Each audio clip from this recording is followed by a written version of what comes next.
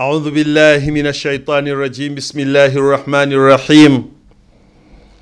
الحمد لله رب العالمين والصلاة والسلام على رسول الله وعلى آله وأصحابه وبعد السلام عليكم ورحمة الله وبركاته nkwaniriza omulabi waffe wa Salam TV mbayoza era tubakubanga tuli waffe Butambala nga studios zino ziri waffe Butambala esaawa zino singa tuleta takbirat ezayidi totya singa kati era nze okundabako wano Seka Bashiri nze okundabako wano nzije nkole ngambe bya mitu wange ensonga za busiramu kajje nkole naye sebo tuli muyidi mashaallah tuli muyidi Allahu akbar Allahu akbar Allahu akbar la ilaha illa Allah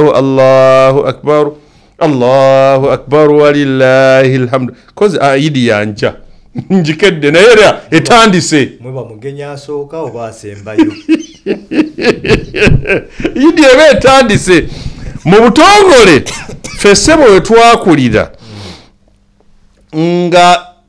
era mwe mbiwulidde bino bamwe ate sibanya yidi bweba totandika lwa mukaaga tonaleka kusana tokola ki fe yidi lwebaddewo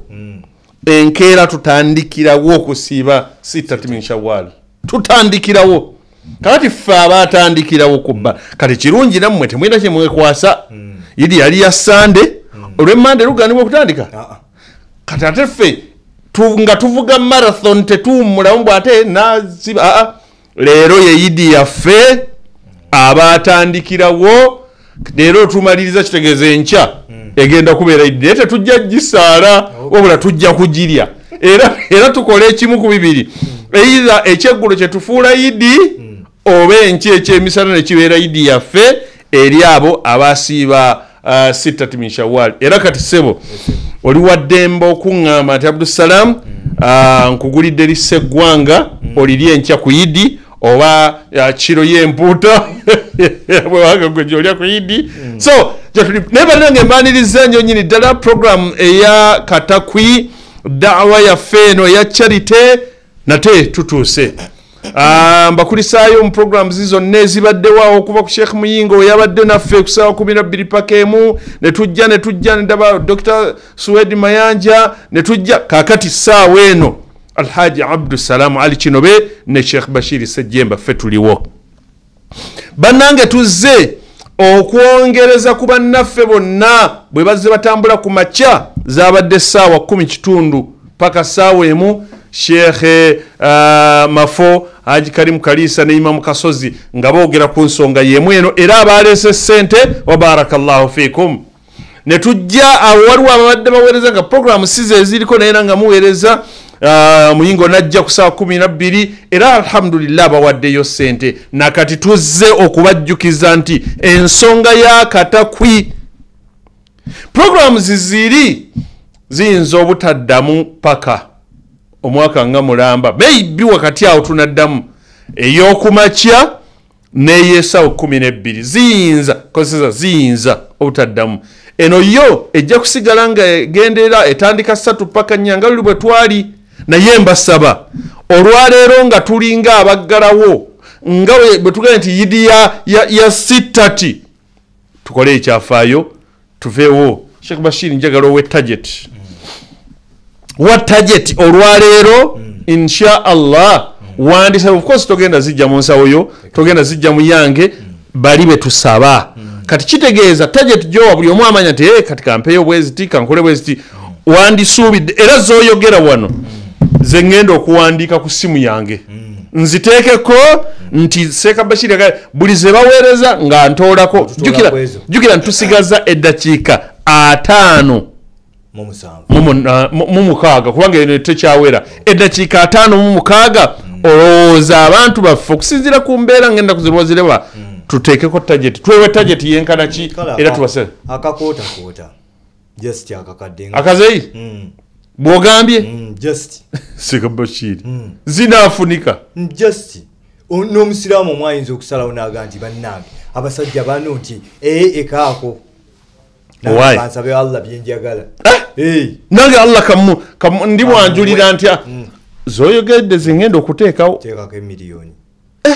teekako emiliyoni tageti ng'otadde nene balinamu essuubi basajja mmwe ne bakyalamu abali eyo biidhinillah ate ensonga gye tukola mugimanyi ng'omukolo gukankana nga guwandiika tegukankana teekako emiliyoni ntaddewo emiliyoni mayinansi ntandikirawo nti bwekiti buli ze baleeta nga ntoolako buli ze baleeta nga ntoolako tulabe we tunaamalirira tusobola waliwo bwe tweteekako tageti nga ngiyita ya muzannyo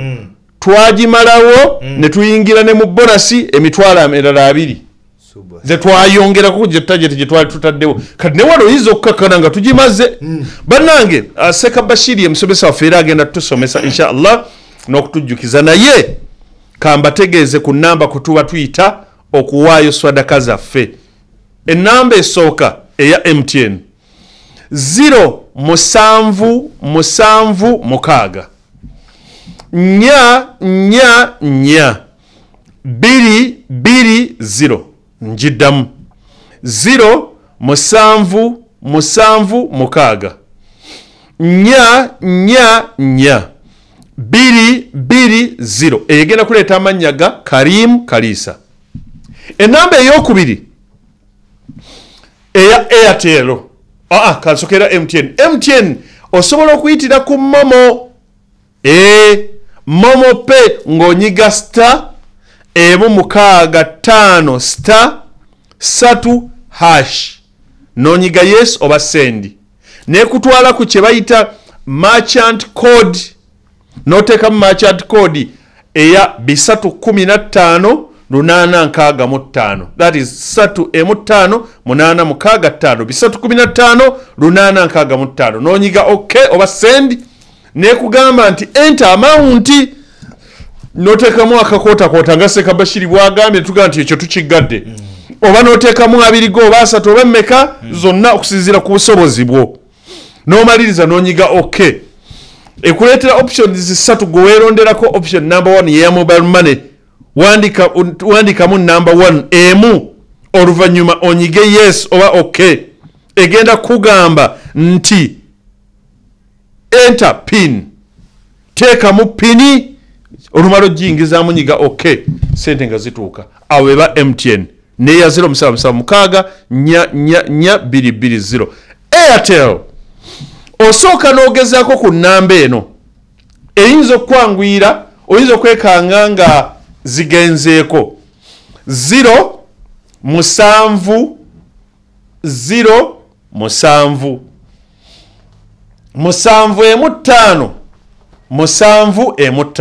yeyo 7 egenda kuleeta amannya ga Karim Kalisa naye senga oteekako neebanga ekugamba nti tekyasobola kgendako manya abantu ab'olunaku abalina okugendako baweddeyo baba batono olwo ng'okozeseeyo gyolaba background eya white yeya Airtel waggulu bigamba nti how to contribute to Salam Charity using Airtel money. Step 1 nyigamu sita 185 star 9 hash onyige yes oba sendi egenda kugamba nti enter merchant ID 43 42 989 njiddamu 43 kubanga eyo nkulu yekutwala awaddako nga watuufu 43 42 989 bw'ogisobyamu sente zandigenda ewalala soba omaliriza nyiga sendi ekugambe nti enter amount awo teekamu 10 23 5 7 10 2 5 omutwalo kyonna kyosobodde nyiga okay oba sendi ekugambe enter payment reference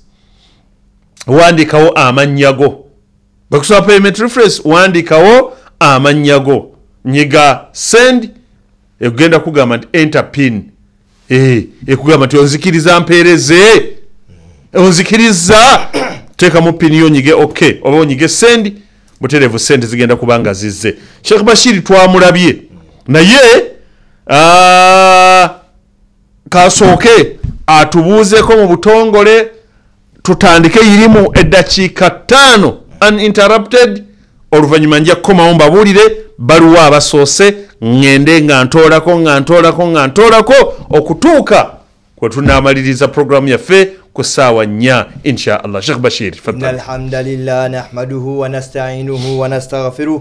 wa na'udhu billahi min shururi anfusina wa min sayyiati a'malina man yahdihillahu fala mudilla lahu wa man yudlil fala hadiya lahu ashhadu an la ilaha illa allah wa ashhadu anna محمدا عبده ورسوله بلغ الرسالة وأدى الأمانة ونصح الأمة وجاهد في الله حق الجهاد حتى أتاه اليقين. إخوة في الله أوصي نفسي وإياكم بتقوى الله عز وجل وراكبوه مراقبة من يعلم أنه يسمع ويراه وعلموا إن أصدق الحديث كتاب الله وخير الهدي هدي محمد صلى الله عليه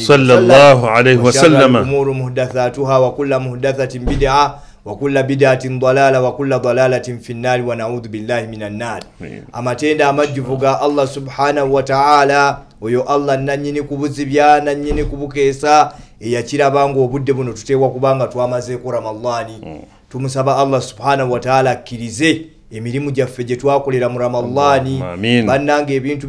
by'obusiraamu biri tekiniko okukola omulimu kirala ne Allah ogukkiriza nakyo kirala nalwo lusozi lulala. Chovola bango musajja yazimba Kaaba eyo kitiibwa nawe yamala n'agamba rabbana taqabbal minna innaka antas samiun alim wa tub alayna ya maulana innaka antat tawwabur rahim. Oyo nno gwe twogera yali extra large bwe ziba size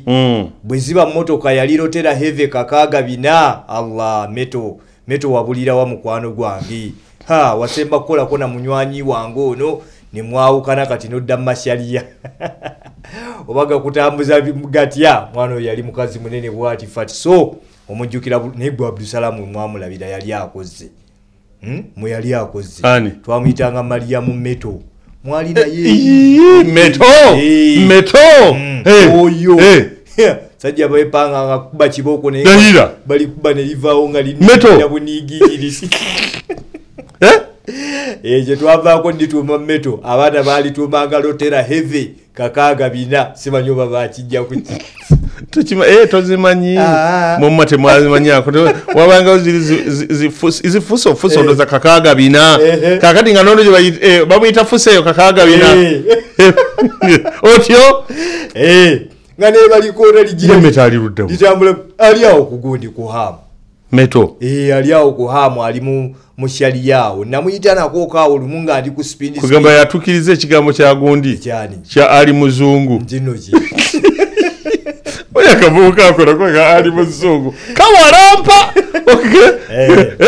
kawarampa gani yani yagamba abana bayo tibulina kugwera mu shaliya kutonda Meto sina wa ayu ira by the way Meto si wa ayu naye amuntu sibako busibi naye nga ate bakole ki oyagala obasange wa mu busomesa mu bwamawulire naye gye tuli nayo tewaliwo field we tutali ate eno fe mukolo guno gwe twakava okutegeka gwatulaze nti abaana mwe bali mu field abasajja abakulu mwe bali mu ministries omwo mwe bali nga bamaanyi bazibu naye ekikulu kya byonna banna emikwano gyaffe we guba mwezi mu myezi egy'ebbeeyi gye twasubiddwa Ramadhani yagenze naye twagala kugamba nti bannange toyenjebuka lwaki kuba nti ebiseera ebisinga liza Ramadhani ate mwana tutuziraba ku nkomerero ya Ramadhani toyinza kukola kibuuzo ne tutegeererawo nti ono omwana agenda kuyita kati ffe ng'abasomesa ba professional teachers oteekwa kusooka kumala kibuuzo ntumanya nti ono omwana yategeera oba teyategeera. Kakati buli eyadduse omuzikiti buli eyadduse jamaa Allahu akbar magalibi ng'ebadde swala eyagalwa ennyo abantu magalibi nze nagenda ku muzikiti gwange gyensalira nendeetako ra'ayi ne mbagamba naye mumanyi nti akuuji kano tukateekengawo wano mu kusiibulukuka ne piraawo ono nti tumujjulenga wali nga wiitiri ewedde abantu bantabukira lwaki ogezesa imaani zaffe jamaani naye nga imaani yandibadde eteekebwa ku kakyere bannange tukugamba nti buli eyayenjebuse ekintu Allah kye yatwa target Allah gye yatwagaza mu Ramadhani tetunnaba kubeera nga tugituukako kuba yatwagaza ati yali yattakuwa sigamba kutakuwa primary school ngamba takuwa ey'omutima Allah yatwagaza kumutya era ng'okumutya okwo tulina kulabira ku nkomerero ya Ramadhani eyavudde mu jama watukoze bubi nabwe kiti anaava ku nsonga ya katakwi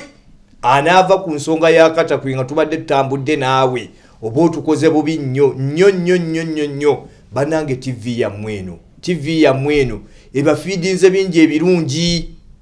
nabadde nkola survey mu baana b'amasomero ab'enjawulo nga tubakolawo ka interview awo akamangu ne tubabuuza gwe wategeera otya nti idi atya tyaffe twali ku Salamu TV twagenza okulaba nga majority almost 89% amawulire bagafunira ku Salamu kitegeeza viewership tugirina weeri abazadde gye bali balaba TV eno naye weebanga yakuleetera amawulire ago amalungi nobanga olwaleero ogivuddeko oba okoze bubi bw'obanga yakuleetera amawulire amalungi agakatakwenga project ogiraba eri clear ne bakuleetera ne footage waayo oba okoze bubi lwaki kuba nti emirimu emirungi teginnaba kubeerako full stop emirimu emirungi gigenda mu maaso lailan wa nahara misana kiro ketonyeke gwake tulina okuba nga tubeerezaamu mu kukola emirimu emirungi kubanga omuddu buli waabeera omuddu omutuufu abeera bayina makhafataini wakati w'okutya kwa bintu bibiri tamanyi oba kye yakoze Allah yakikkiriza that is one kyakubiri tamanyi oba Allah subhanahu wa ta'ala amuwaayo opportunity endala ey'okukola omulimu ogufaanaganako ogwo gwe yakoze emabega ani muffe yafunye signature ya Allah kale ani kuffe yafunye recommendation ya Jibrilu ani kuffe yafunye recommendation ya Israfilu ne mugamba nti owaye Bashiri owaye Abdusalam owaye Mustafa owaye gundi zaidi kukula kwetta Allah wa zaidi olirudda wa kajali kitezeeyo mashaallah owaye zaidi kukula kwetta nti tutadde mu stamp owaye Sauda namukwaya tutadde mu stamp owaye Sauda nakimwero tutadde mu stamp Nasif Kakembo tutadde mu stamp ajati zawuja tutadde mu stamp Allah kyemirimu gyo Allah agikkiriza Seka Sufiyani Muguluma wafunye ddi recommendation ya Jibrilu kyatadde mu stamp mukadde waffe ajirule ajimpunguli tired head teacher but not tired masha Allah ajibukenya mwajje wa stamp eyo sebo haji mukama wange haji Musa Musoke Kakomo Mpungu kuyogera ko tired head teacher badde ko nayo nako olwaleero era asimye emirimu gya Salamu TV nantegeeza by the end of the country seno baka buno haji Musa Kakomo Musoke Mpungu asimye mu butongole emirimu gya Salamu TV mashaallah omukulu w'ekika ky'endiga omutaka Luomwa mu butongole mu nkuyanja y'abantu mu butongole mu nkuyanja y'abantu asimye emirimu gya Salamu TV Next Media okutwalira wallahi billahi tallahi mu butongole mu nkuyanja y'abantu era nampitayo nansiima nganze nasiima n'ekitongole kyonna ekyawamu Salamu TV ne NBS ne Next Media olw'obuweereza obulungi so kakati awo wemba kubidde akama ne ngamba ne mukulu wange Muse muga nti ensonga y'akatakwi nangamba nzija nzija tugende maaso bw'aba akugambye nti najja mu butongole oyabeera jja ow'essiga lya Mpungu ebweya n'omutaka wa Kasolya Luomwa basiimye Salamu TV emirimu era bajja tugende maaso mashaallah bannange naffe tusiima mwebale kutugoberera kikulu nnyo n'okuba koonako wano ono tetuva kunyumya naye emboozi titi era neewunyiza omuleeso obaleeso otya ate nga nabadde nga nze mmanyi abasajja abagoberera ensonga ssemasonga ezitugattako ng'eggwanga kituufu ezitugattako ng'eggwanga ne zitugattako nga Buganda ne zitugattako ng'obusiraamu ne zitugattako nga abantu abafaayo ku humanity ate era mu ngeri y'emu kkiriza nkutegeeza omanyize leero kati ngenda kuwa bubaka ate amawulire agasanyusa omu ku banene bwe njogera banene ate mba siwubiddwa nkakasa omu ku banene muzimu ku bank nze ku lwange ndaba is the best bank wano mu Uganda Stanbic Bank omu ku banene aba Stanbic Bank kwali kati alaba era agambye olwaleero naye agenda kuteekawo kembeera kyonna kyanabasobodde abeeko deposit yawayo ku lwakatakwe omanyi oyo Haji Lwanga Ali Semugenze Masha Allah Haji Semugenze Sebo Haji ne mami Mundabire na bonna mwami wa Haji Semugenze oli waliwo Haji Semugenze gwe mwabeera kwa eriku ono mulala nedda so Haji Ruwanga Ali Semugenze kwali Western Big Bank na yera olwaleero oyinza okulaba nga ayinawo ko kyako naga nti kino nkiwaddeyo ku lwakatako Haji akoyinza kano katageti ke twasetize ate tewangamye nti kwali oba kungamba nti kwali mbadde nsetinga tutambuleko katageti bakakwate kwate n'aba namuyambako tulabe nti katageti gwa naye nga alhamdulillah mutuufu okoze bulungi olwaleero okusiima abantu ab'enkizo abalina kye bayambye obusiraamu era naddala ku Haji Semugenze ali gwoyogera ku wa Stambik byonna bye wakola nze nganze nabimanyako Ramadhani eno naye tusaba Allah musajja gwe n'abantu bonna b'okola nabo bonna Allah abasitula amadaala Allahumma amin omusajja yavuga kuva wano mpaka Busoga kintu kyamuzajja nagende gundi ebutambala nagenda gindi nga biragiro byo tusaba Allah subhanahu wa ta'ala abasitule basajja sebo najivuga nobo yoge atani yagambye ngafuna ye kati munnange ofuuka serebu ne roya simudde bakimanya era bwe navuga kugandi magalezi ke yalwadde tewategedde kyogambwe najivuga nomanya nti era nemanya nti omusajja amutumye agenda abeeko obubaka bwatuusa alhamdulillah era yabutuusa mu bulo wa bannamwandu bonna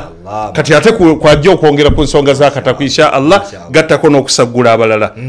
naam sheikh tugende maaso bannange etasiima ebulwagiwa omuganda wa wano bwagamba naye nga yavunula hadisi ya nabbi egamba nti man la yashkuru nasa la yashkuru llah bannange otebaza ku bantu we batyo mutuufu tuba tetwebaziza Allah lwaki kubanga Allah subhanahu wa ta'ala yagonza emitima gyammwe yabawaako nubdhatan min attaqwa yabawaako akakamutya ne mufaayo ku lw'abantu abali obubi ne mugamba nti nze omuzikiti gwe wange nkaaba faani omuzikiti gwe wange nkaaba faani omuzikiti gwe waffe tukaaba esi butabaamu naye abeekata ku abatayina yadde nga bayinawo mpaji ze baasimba bweziti ezakalitunsi ate bo bali batya tulina omusajja eyo agimutyaba Allah musaasira amunyweze agimutyaba njagala olabikireko n'emirimu gyakataku gino manyi bino ebyokusaddaaka buzannyo bwo naye yajja mu muzikiti gwe nali nkulembera bwe mulundi gwe yasooka okusaaliramu ejjuma bakuola mu tawuni waliwo in fact ndowooza wali akagugu agimutyaba Hussein omusajja n'atuula bw'anaga bulijjo abasiraamu basaala bwe bati tumugamba nti kiki kapete kusanyusiza mulina ebbugumu yakyogera ku munga twakamala bwe kibugundi ki ejjuma zagenda okuwera saawa 10 nga omuzikiti gwonna agumunyiza zifaani so kati bannange bw'obanga okaaba faani bw'obanga okaaba toilet bw'obanga okaaba kyonna ky'okaaba ku muzikiti gwo ate watyawo weekata kwanoonya kale omubiibi bimuko ogusinga ogwo naye ng'alina waasaalira bw'obanga okaaba mazzi ga luzzirwe wammwe kuba nti simanya layini mpanvu biki naye gali piwo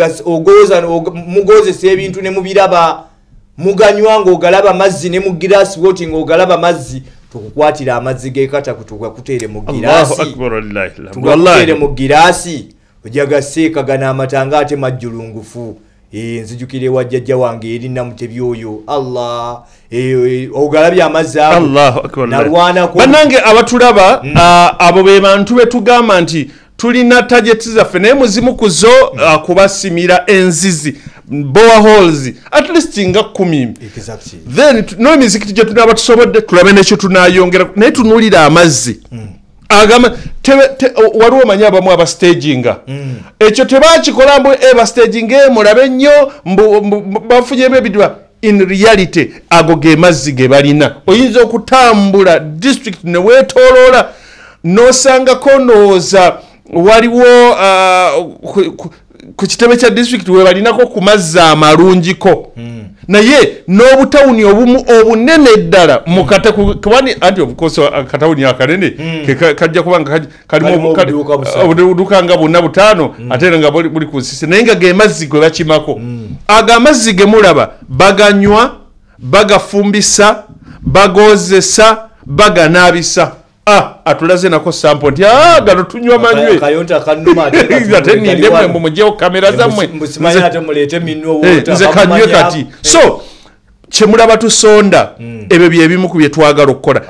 olaba nzaali eno n'obuuka mbulengedde ku kamera nzaali eno mbulengedde naye bw'abanga anywa tekimwetagisa gambo ate nga twale ate nga sengejje nno gegaliwo ng'anywa egyo gye gimu ku mizikiti egiri ekatakwi subhanallah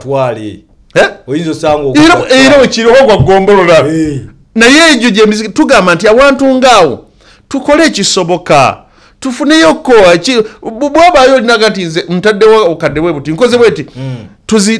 tuzimbe emizikiti ne bwe ginaabeeranga 5 Allah waba tuwadde obusobozi tufune ne boreholes tuzimbe n'ekitebe tuge nti oyo katakwi kati tuyinako ekinene kye tumukozeeko 0 7 6 nya 2 2 0 nziramu 0 7 6 nya 2 2 0 0 7 6 nya 2 2 0 oba 0 7 5 naam tusoke tugendeko maaso katono oluvannyuma nsome ku mannya gaabo abaana balina kye bawaddeyo naam mikwano gyaffe abalabi baffe abalungi tukugamba nti banne tubeerezeemu okukola emirimu emirungi mu bumu ku bubonero woolabira nti omulimu gwo Allah yagukkiriza kuba nti omulimu gwo omulungi gukutuma ate okukola omulimu omulala omulungi ne buli woolaba nga opondoose oweddemu amaanyi manyanga bumanya nti ate omulimu ogw'emabega guyinza okuba guliko akamogo kyova olaba nga bakugamba nti inna salata tanha anil fahshai wal munkar eswala entuufu yekuziiza okukola ebintu ebyesittaza mwerabidde ekyafaayo ky'omuvubuka oyo yayagala omuwala naye nga mu mbeera si yakumuwasa nga yayagala ng'enjogera y'ennaku zino kunyumunguza mbunyumunguza ateme empanvu ayite waagende naye omuvubuka oyo omuwala amusinkana amugaye ekyafaayo kiwamu tetujja kigenda mu details omuvubuka amusinkana omuwala nga omuvubuka mulimu 5 bw'ati omuwala yagamba omuvubuka n'amugaa nti bw'oba oyagala nkukoleko nga bw'oyagala nti sooka osaleera akabiri omuvubuka n'amala ozisaala bwe yamala ozisaala n'amugaa nti kyekiddako teeka ebyange ku mmeeza ebyange biwummuze ku mmeeza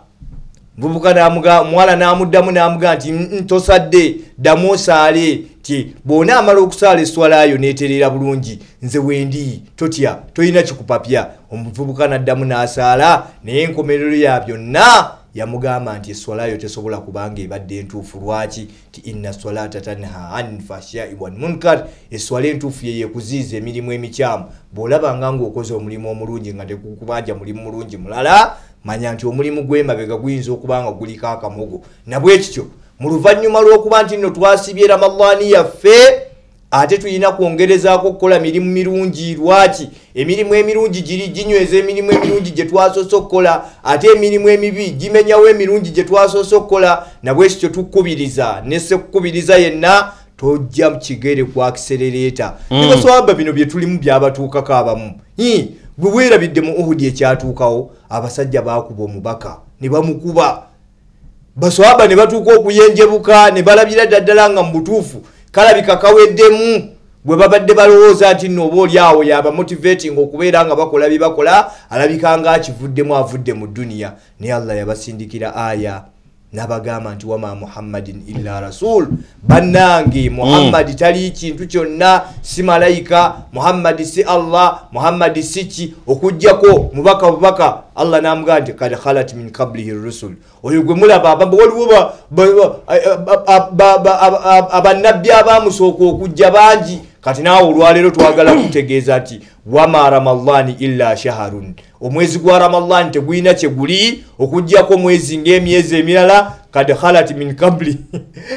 ashuhuri emyezi emirala gyali gyayitawo dda era gikyagenda mu maaso fa intaha singa ramadhani abanga awedde au kudhiya nga tumaze okubeera nga tumusiiba inqalabitum ala aqabikum abaye tuve kukata kwitudde ku birala sebo nyongero kowola esebo omanyi ngenda kowola waliwo gwenkakasa nti insha Allah obubaka bugenda kumutuukako naye njagala mukowole ku nsonga y'ekatakwi eno ensonga y'ekatakwi naddala amakampuni ago agalina ebizimbisibwa abantu sekinoomu nabaani kakati nsaba nkozesa omukisa guno nga mpita mu mukwano gwe ennyo nnyini ddala Haji Ali Lwanga njagala kukowoola omunene sikowoola nziba ttuno nkowoola banene nkowoola omunene wa Hardware World wali Entida omunene wa Hardware World Entida asobola okugamba nti obusawo nga 50 bakikumi mbuba wati bugende ekatakwi bazimbe emizikiti bakole n'ebirala kakati awo kiba ye ayinza oga nti ekatakwi eri saidi eyo ninayo branch aleme batawanya oba sekyo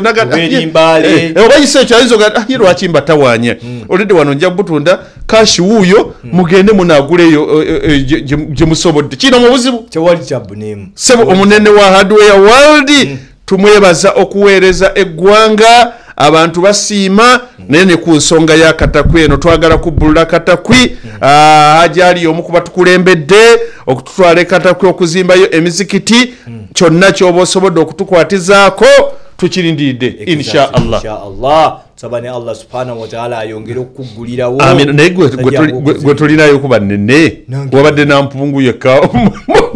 musampungu yekka wabadde naye ati yogera olaba nze nekulubeseza kuba nene osanga nange nageja yogedde ne Hajirule Hajirule Ibrahim Hajirule ndamwogedde mukadde waffe Haji hakoze era gotambulira mbasomesa gotambulira mba teachers bazina Haji Nsimbe ate no Haji Nsimba bazimbe Abdu Zimbe Gombe ate sebo Haji Zimbe nkubulira kino n'omukyala gwoyine wako oyo Mwajuma Allah kayizika ngako sebo ate nawe leka Mwajuma muyizi wange seko kuzo kutoka kwecho kuzo kutoka yomchara wajizimbe na mmeka yomugaba yomuku bachara wajizimbe ye nambemu seka ngosomeseze emyaka kubanga Haji yalwawo okuwaza nam so Mwajuma omusajja mukwate kagero mugambe ndi Haji ensonga abasajja gye baliko eno ya buvunanyizibwa katakwi mwanyinazo omulungi sinza kumulekayo masha Allah Amina Namutebi manyi gyoli eyo manyi gyoli kwoli gamba Haji omugambe nti kino ekintu tukisitukiremu ojja kulaba Allah wagenda okutereeza amamotoka gonna gonna mmotoka agakola emirimu gyaffe Allah agenda gatereeza mudde mu kampani esituka ebeera ensajja bannange Allah subhanahu wa ta'ala unlike abagagga abalala era tetusobola mukompeyalinga ku bagagga abalala ye takoowa kubanga buli kye tumukolera yate mu kutuddiza karensi yagiwanika n'ebeera waggulu weba dola tegenda mu 13 simanya mu mmeka eya Allah egenda mu mutwalo oba n'okusinga nawo okwo kati kye tukugamba ebya Allah bikole n'akajanja Allah agenda kukola ebiro ebibyo naawe kennyini ojja kusiima nti mutuufu Allah ankoledde ojja kusiima nti Allah ankoledde bameka Allah bajje from nowhere bameka Allah bajje from nowhere nga baali tebalina ke balina abasaami b'omupiira abantu bangi nnyo bemumanyi Saido Mane Allah yamusitula ku kyalo ekinaku kati olwaleero bakugamba nti ekyalo kyonna kyafuuka famire ye bekiri yabajjanjaba yabasomesa yagula emmere yakola naye ate era still tanyigibwa nnyo financial because okusinziira ku ssente zafuna agamba nti nze okwegaggawaza nzekka kamala okutereeza abantu bange nekyalo kyovola banagamba abantu nina omuntu omu ye nakakasa nti ku nsi alabika yasinga osamba omupiira naye ate counterpart we bwe bavuganya ate nze gwensinga okwagala ojja kumbuuza lwaki oli nkakasa nti yasinga ogusa gwe bosuubira simanyi oba tukwatagana omwana nange nze gwe mmanyi ayinza okubanga golozani asinga Messi gomanya naye ate nze ate gwosinga okwagala I fell in love ne Cristiano for one reason si kuba nti ali Saudi omanyi abamujja akuba ali Saudi eri mu batabuliki bannaabwe Cristiano mulungi nnyo ku mirimu gya humanity mulungi nnyo ku mirimu gy'okuwaayo n'okusaddaaka n'okukola naddala mu nsi yaabwe omusajja yakwata ebizimbe bye naga nti bino ebizimbe bifuuke malwaliro biseera bya covid covid n'agula n'ebyuma n'agula ki Messi wammwe yakola ki kabulanga n'ekyenga agenda azikubabeewaabe mu ddakiika nga 2-3 maaso awo ngenda kubanga mbasomera ku mannya g'abo abeeyongedde okuba nti nno bawaayo sinnasomako n'omu nkyateekateeka sinnaba kusoma n'omu naye ngenda kubanga mbasomera ku baani abawaddeyo buli omu ate jjukira twataddewo tageti siba guli twataddewo tageti ne tugamba nti no yakakadde kati twagala tulabe akakadde ako tugende nga tukamogola kompola nti gundi yavu okuva ku miliyoni paka wansi tulabe nti otyo tageti ewedde oba si ekyo tugitambuddeko bwekiti tugimogoddeko bwekati Aisha tulakamala okutereeza bulungi ekyuma kye aŋambye nti amannya agafuna era agenda kubanga ampeereza nti gundi awadde west tugende nga tuzitoolako inshallah. So gwawaayo sinasoma linnya lyo n'omu naye manya mu bbanga ttono dakiika nga 2-3 ngenda kubanga nsoma amanya gammwe kanziremu bayitiremuko ku namba kubayita owa MTN oyina options 2 either okuweereza ku 07776 220 nziramu 07776 220 egenda kuleeta amannya ga Salaamu Charity. Kaakati mu ngeri y'emu oba okozesa momeri wonyigira star era wa MTN onyige star emu 653 onyige yes oba send egenda kugamba nti enter merchant code onyige mu 315 865 onyige okay paka lwenatuuka okusaba pin owa Airtel gwenjagala nyigamu star emu 85 star 9 onyige send oba yes oba okay owa Airtel egenda kugamba nti enter merchant ID bannange tuweerayo nsonga z'ekatakwi kusima amazzi kuzimba mizikiti katakwi naye n'abantu bafune ku ssanyu inshallah. So bwe kusaba merchant ID teekamu 43 42 989 nyiga okay egenda kugamba nti enter amount yiwawa abirigo asatu 10 5 3 akasanvu Allah obusobozi bwakuwadde nawe gamba nti nange ndi wa madara ga waggulu kanteekemu kino nga then bw'omaliriza nyiga okay egenda kugamba nti enter payment reference awandiikawo amanyago goba oteekawo onyige okay ekusabe pini giteekemu sheke zikiriza tutandike kati okubala okuva waggulu si bwe kiri bismillah twataddewo wano nti tageti yaffe Sekabashiri n'agamba yakakadde nze nabadde ngamba nti tageti ebere ya 15,000 nangamba kakadde kakati mbala tutandise ne Haji Abdu Mujulwa atandise ne sinje 13 kati kakadde tola ke 13 oyongere n'amala Sara naye wa 13 era nazo nenzitoolako Shafiki Dumba wa kakaaga nako nenkatoolako zigenda no zikendera Shafiki Dumba tuzitwala si wa kakaaga Sauda Nancha wa 12 olwenga nzitola wasigadde emitwalo 98 mu kakaaga nga tugenda Namwanga Shifa wa kasanvu Namwanga Shifa wa kasanvu ejabadde kabadde akakadde gisigadde emitwalo 979 si kyekyo 979 nzikirira Feswali Swelha ndo Feswal awaddeyo 13 kuba waffe weri onasemaje ndio awaddeyo 13 ne tugenda Nabukalu Shamimu wanga atandise Nabukalu Shamimu emitwalo 2 zikendera ne tujja Nasi wa Hindu mutwalo ne tugendera ddala Hakimu Musiira 2,000 Hakimu wa 2,000 Yusufu Kizito 5,000 mashallah Zubairi Byamugisha siringi 5 ne tugendera ddala kati akabadde nga target yakakadde kati tubuzaayo emitwalo 9,385 mashallah si wabi owulira 9,385 luli twabadde tubalakakadde zikendedde twongera 0,7 kasokemba omuzemu katono bajja mbalaba ate era bana balala batuuse dda oba nsokemba kuwe bonna mbalete tugenze Allahu akbar la ilaha illa Allah Allahu akbar Allahu akbar walillahil hamd omwana atukubye enkata tusenvulidde ddala nno tusenvudde kabula kata tuke mu kota noza ke kabugu mukaluke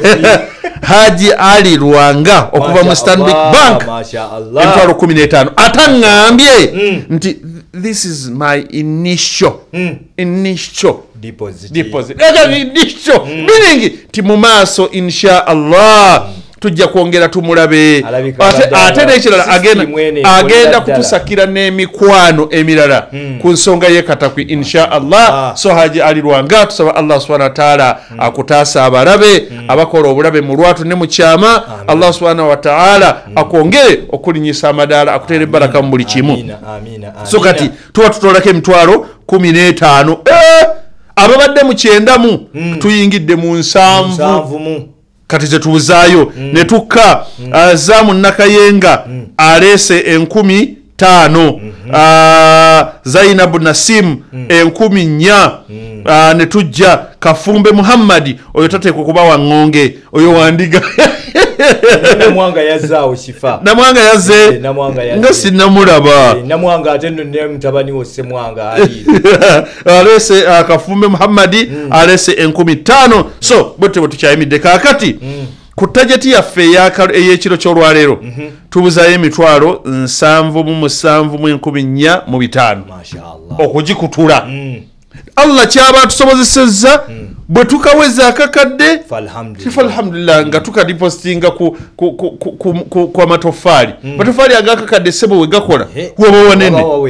woba wanene kale 0,776 nya 220 kotekane 0,707 awamu ne merchant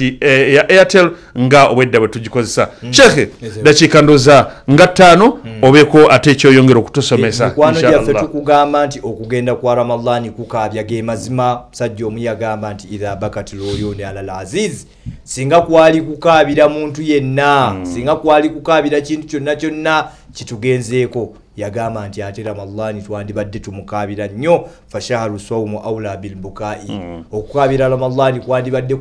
kugenda wala nnyo naye ate ekyo tekituyenjebula nga bwe twagambye tekikulinnyisa ku kigere ku brekiyo wabula ate tulina kugenda bugenzi maaso lwaki kubanga Allah takuwa gye yatwagaza ate ayagala tugikolere ddala wano nga Ramadhani ewedde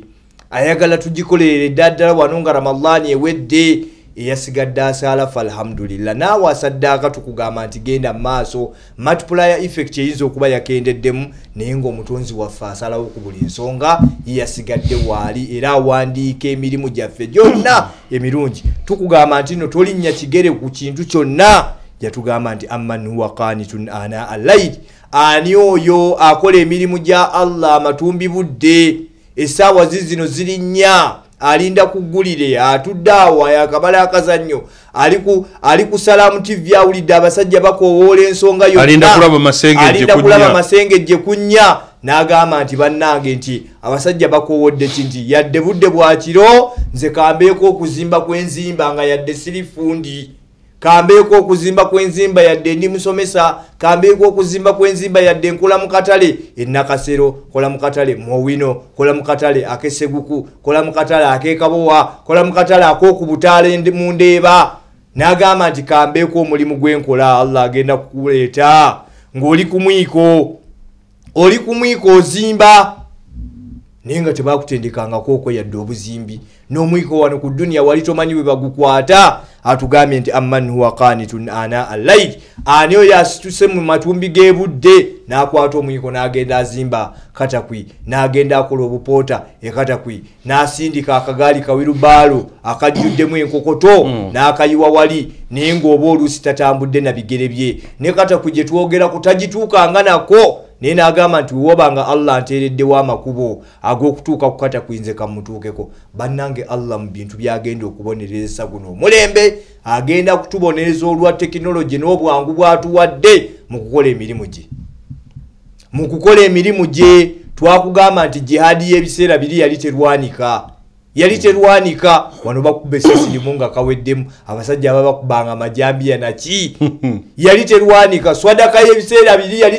teweekayo ng'olina kugisitula bukolokolo ate oyite mu ddungu ogitwale mpaka wa mubaka oba mpaka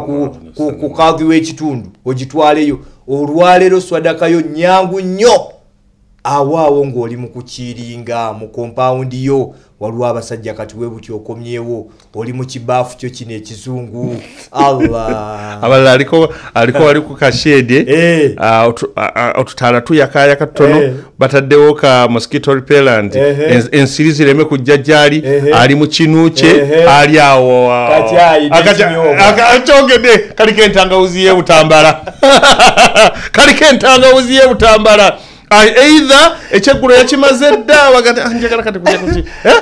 alia mukola ebintu by'okukiringira kuba n'abo mu ghetto nabo mwabafa sebo kasenge yakola ku baghetto tukola ku bantangawuzi ebyo byammwe ababe ghetto bekasengere omwana yangamba omwana gade Abdusalamu wasimewu twali mugati ate ova butambala gyewuli nakawuka gyewuli kale atwongedde seka zongedde okukendeera mashallah kamu warukoba naleeta 15,000 ne tuleeta Abdul Sempijja naye alese 20,000 ne twongerako wano Haruna Akol alese 15,000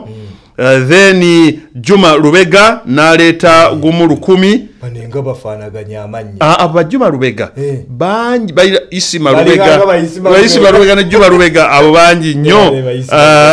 banenga barunda subu tyo Haruna Subuga waso Hasani Kato Hussein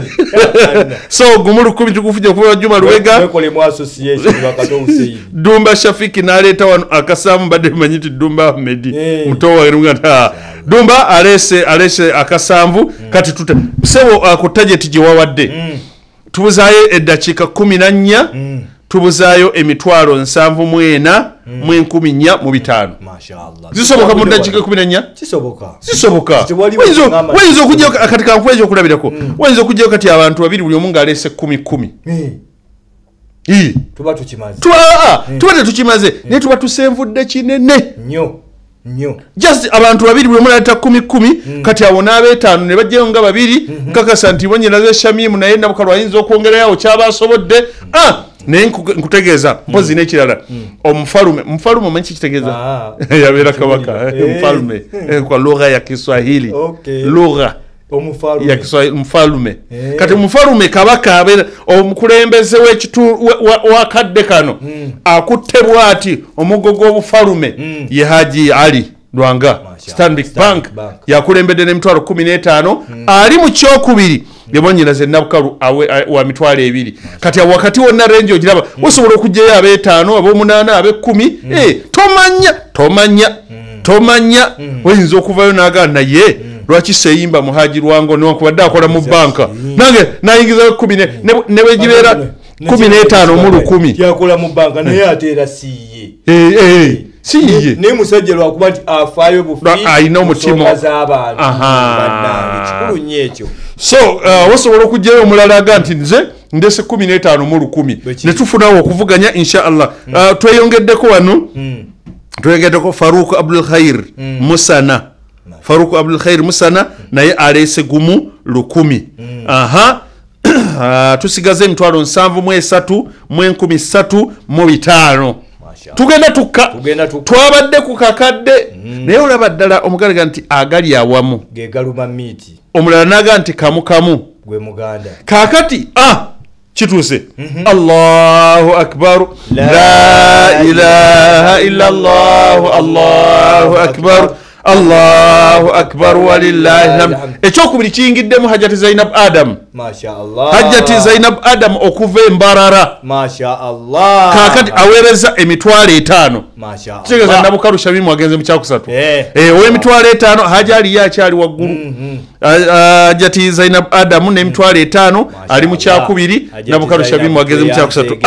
tutoddeko 5 gwe Allah subhanahu wa ta'ala akunyigenyiga obukulu malu amin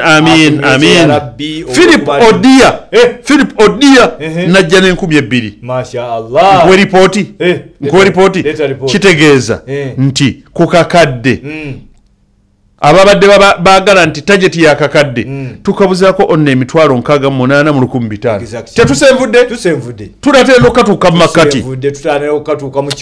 njagalayo kati wano aleta ya at least abantu babiri kale ab'etaano ne babeera bana oba ab'ebiri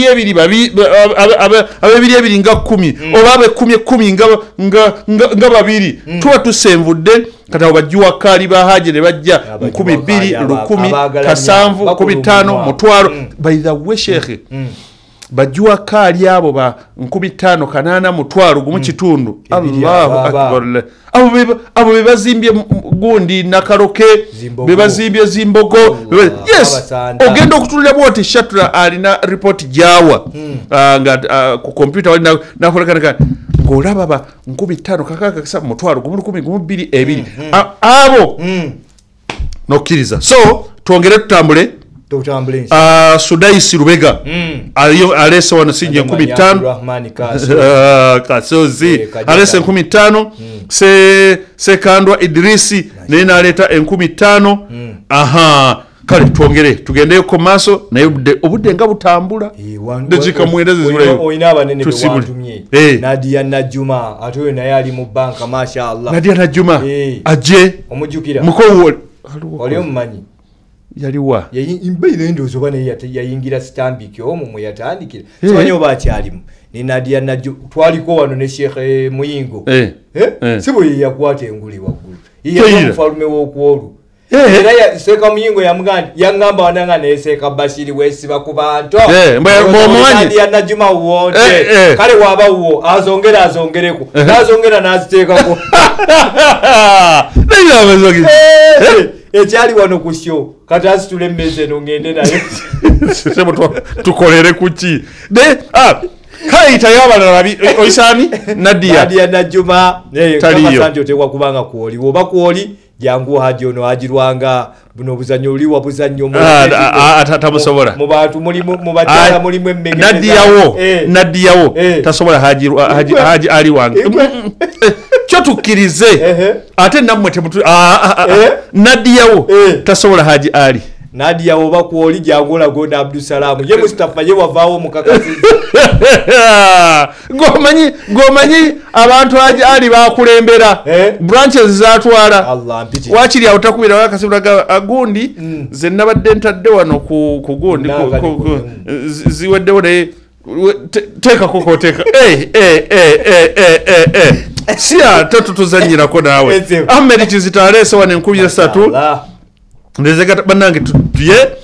0 nziramu bategeeza uko tuyitanga tusaddaka 0 musanvu mukaaga nya 2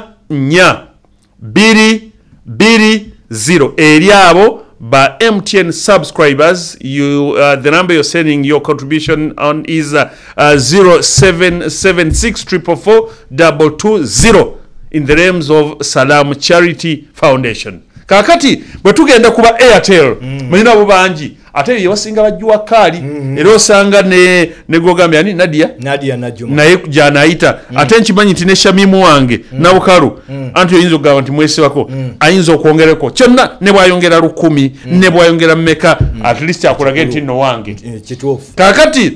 owa Airtel nyiga star udenga bugenda subhanallah tuze dakika 7 tusimbule tezikyawena na 7 nyiga star owa Airtel star emu 85 star mwenda hash aongonyiga yes oba send oba enter oba okay simu yo kisinzira ku kyeriko bomaliriza egenda kugamba enter merchant ID gye bakusaba eri 43 42 mwenda oba 98 mwenda njiddamu 43 42 98 mwenda awo ngonyiga enter oba yes oba okay egenda kugamba nti enter amount teekawo osobola okuteekawo 2 osobola okuteekawo 5 oyinza okuyingizawo 8 osobola okuteekawo mu kutwalo oba 15,000 oba 3,000 oba 2 oba 2 oba 10 by the way even 1 shilling esobola okugenda onyige okay oba send olwekugambe nti nno enter payment reference bwe kusaba payment reference teekawo amanyago gawandiike amanyago onyige enter ekugambe nti nno enter pin bwone kusaba pin giyingizeemu onyige okay oba send sente zigenda kubanga zituuka saawa yakulaba ani ajja ow'ekikumi jangu kino ekikumi kyowaayo mukadde kano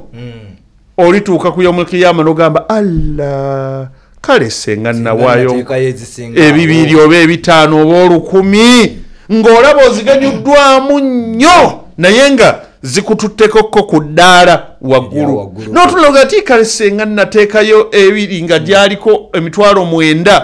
n'empaayo 10,000 oba 5 kale senga nawaayo 2 senga kati ndi eri mu bire n'okutawaana bino ebyagunisani tawaanye ebya siratwa so swadaka gyowaayo ate n'ekirala mukitegeere nti ne kuno ku nsi buli lwowaayo saba Allah buli lwowaayo saba Allah akuterereza ensi akuteremu baraka n'ebirala nyongera okujja kati ndowooza okitegedde amanyi mugamba nnyo mbu twesiba ku bantu wadde ngamba wano era nabukalu shamimu kale si woto mumanyi tayongedde 3 ayongedeko 3 ali mu kyakusatu kati lwaki omusirika benkana nani ne hajati zainab adam buli omu ayina 5 kakati betakuluze betakuluze shamimu yongerako siringi 2,000 just 2,000 insha Allah hajati oberenga obukale bulungi mu kyokubiri so ngaseeko wano emitwalo 3 emitwalo 3 tuze ne twongera wano kali ayina 5 hasifa n'abawanuka alese 2,000 bajiwa kali ne tujja Fauzi Hussein Matovu n'aleeta naye 2,000 Fauzi Hussein Matovu then Kyalisima Nasiba n'aleeta 3,000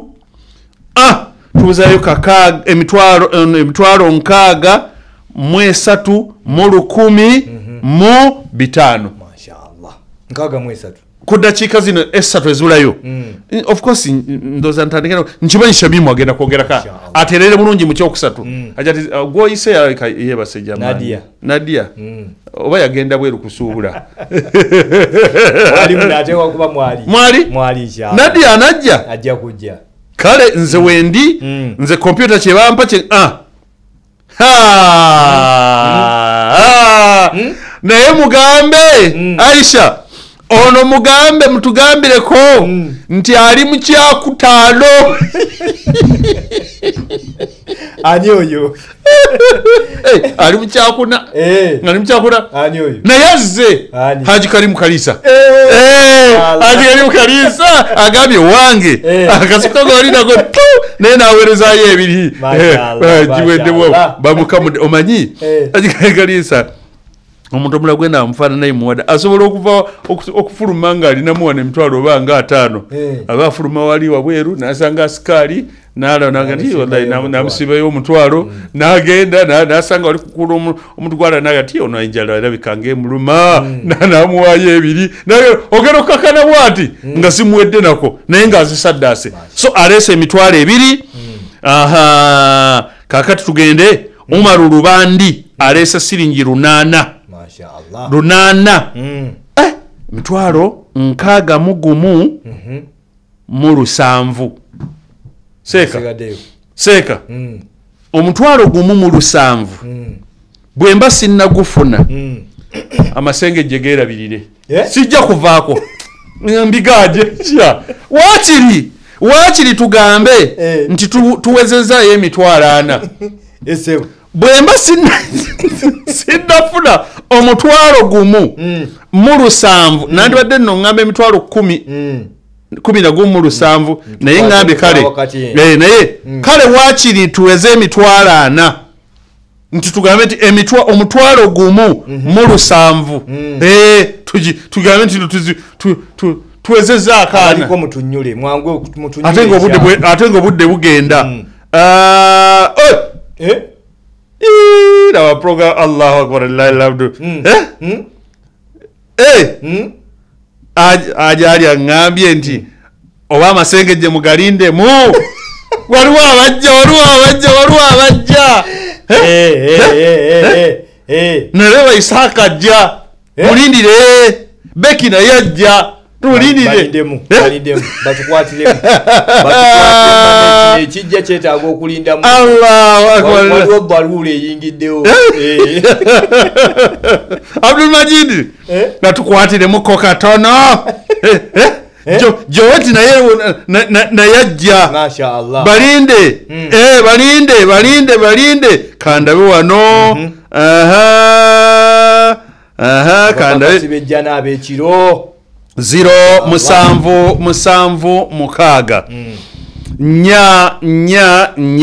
220 Jaria from Namugongo agenda kuja Jaria from Namugongo ajja bwemulindire kandabe wano Aisha agambye atya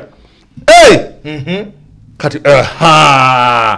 Nabukalu Shamimu abukadde mu kifo ekyokubiri yetagulude kwa Nabukalu Shamimu ajati Zainab Adam hi tukubidde kamai Nabukalu ayongeddeko omutwalo mashaallah oguguze omutwalo gutuuse hawonno tebamujjayo nange Shamimu Nabukalu bamujeyo nze nkulabye nga okuyenjebuka kwoyenjebuse naye era kale yetakulide kwa Hajati Zainabu sebo wenjogerera Hajati Hadija Namakula mashaallah Hajati Hadija Namakula comfortably ateredde mu kyokubiri awadde emitwalo 10 mashaallah Allahu Akbar la ilaha illa Allah Allahu Akbar Allahu Akbar walillahi alhamd muganda programs director Umaru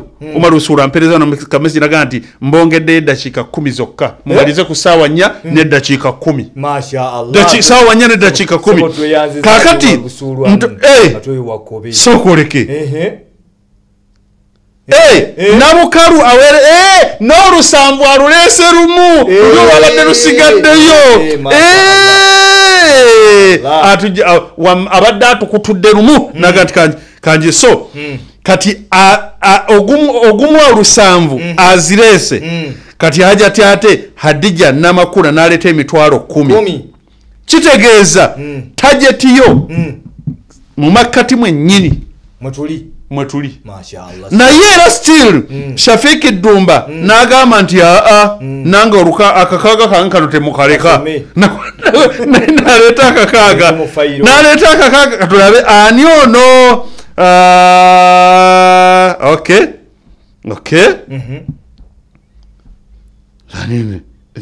ono message nja kuzisoma edda ndowooza waliwo omulala wa nalina kyagamba nja kuzisoma edda naye zero Aisha ng'awandiika Aisha ng'awandiika aniyo n'aleeta ajja gwe nsoma ayinza okubanga naye Aisha mulabika mwekobanye Hajjati Zainab Adam agambye Abdussalam watandika ddi okunkubira kabbayi noteeka mu kyokusa abadde mu kyakuna Hajjati Zainab Adam nga Haji Kalisa ali mu kyakutaano obviously Haji Kalisa ekyokutaano akyakisigaddemu naye Hajjati Zainab Adam agenze mu kyokubiri ne Hadija Namakulu amugjeeyo anti ayongeddeko emitwalo 6 abadde n'5 n'ayongerako 6 nejiwera emitwalo 11 nze ngasseeko 6 oguze aha Allahu akbar la ilaha illa Allah Allahu akbar Allahu akbar walillahi alhamd Rebecca Tino Becky atuse Becky emitwalo 5 gize ale ongama ti Becky care of Haji Ali Rwanga asagudde Haji Ali Rwanga asagudde mashallah. Let me inform you that officially the current balance is 384,000 shillings. Okutuka kuguli ojiraba ate kati zongedde okkendeera anti ne Saidi Muzuna naye ayiyeewo 10,000 bwe wadajja titakibira ya Hajjati Adamu Allahu akbar la ilaha illa Allah Allahu akbar Allahu akbar walillahi alhamd waliyo ne Maryam n'aleeta omutwalo masha Allah Maryam aleese omutwalo katubuza meka 5 sijezo mbukiri ati batwongeddemu 10 tubuzayo 5 tezikyawera zibanya okweyagaliza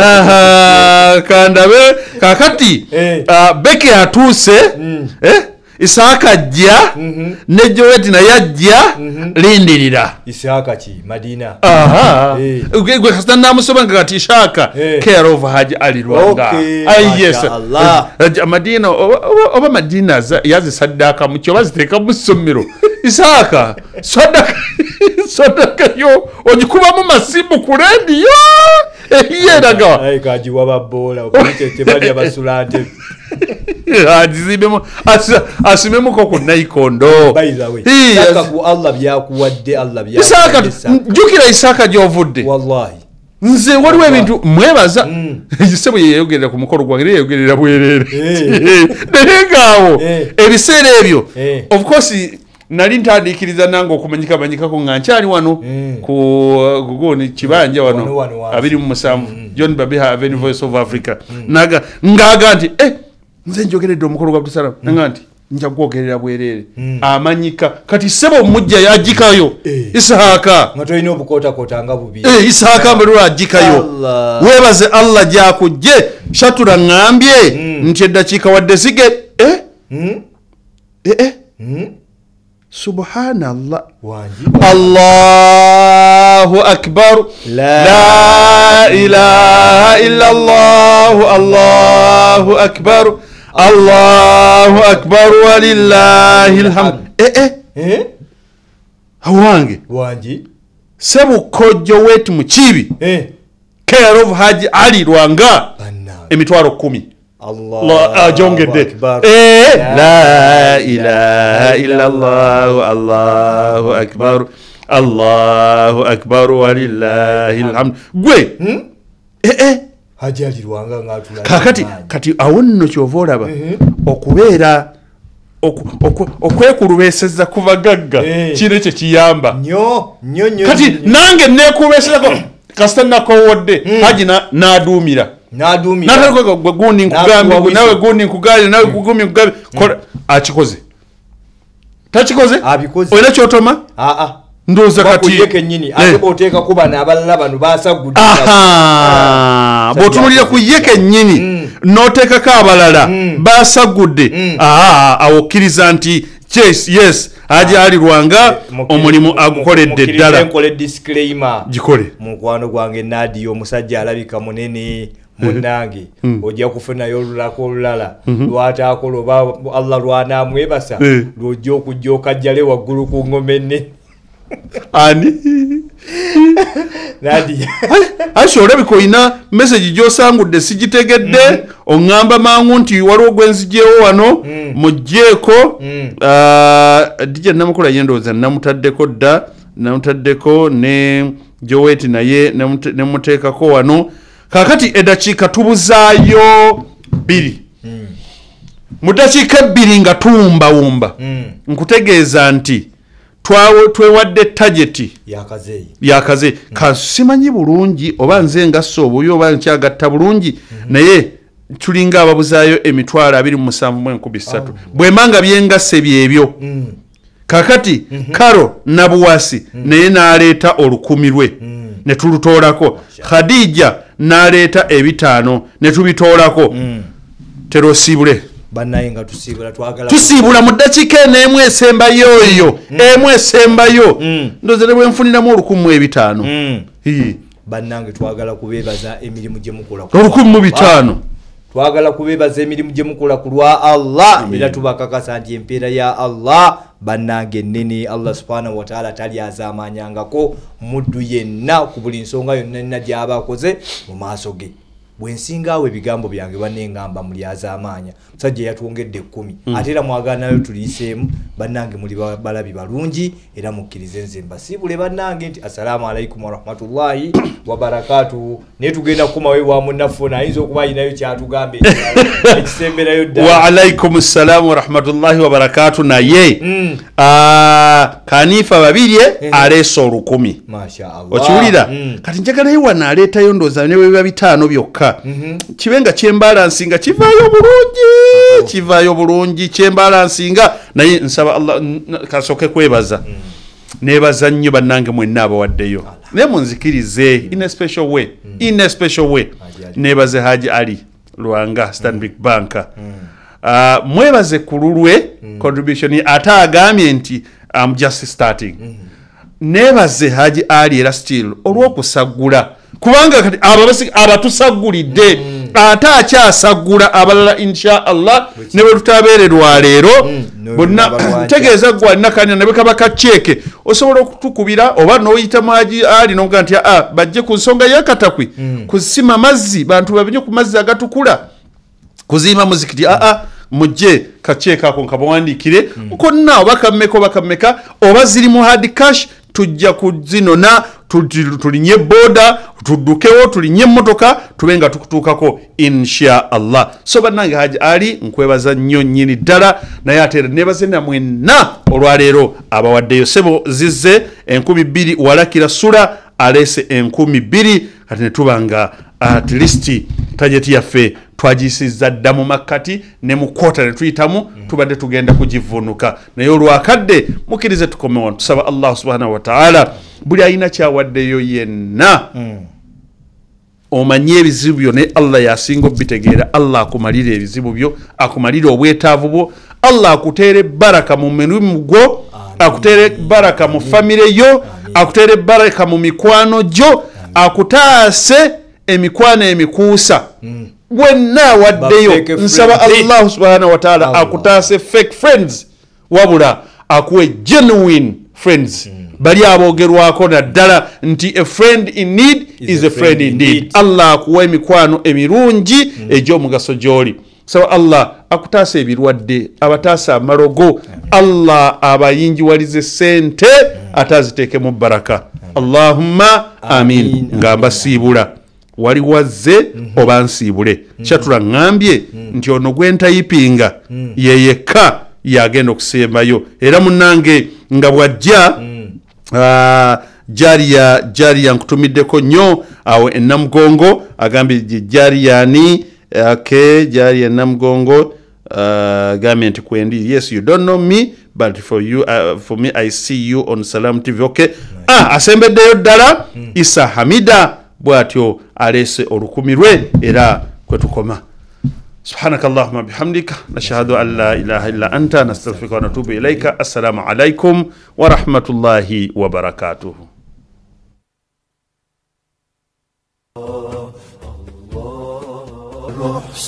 يا الله المبدي